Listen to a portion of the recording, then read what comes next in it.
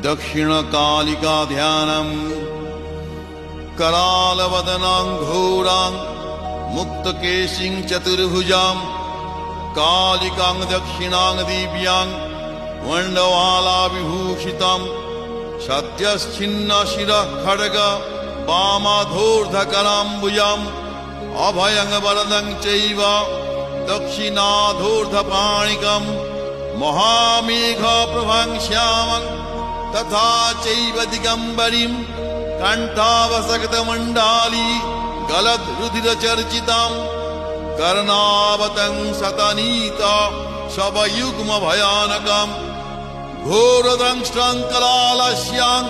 पीनोन्नतपयोधरं शवानङ्करसङ्घातै कृतकाञ्चिं हसनमुखीं श्रिक्कद्वयगलद्रक्तधारा विस्फुरिताननां घोररावङ्गमहारौद्रीं श्मशानालयवासिनीं वालार्कमण्डलाकार लोचनतृतीयान्वितां दन्तुरां दक्षिणव्यापी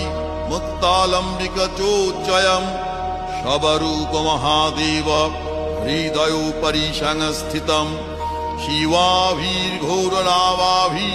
चतुर्दिक्षु समन्वितं महाकालेन च समं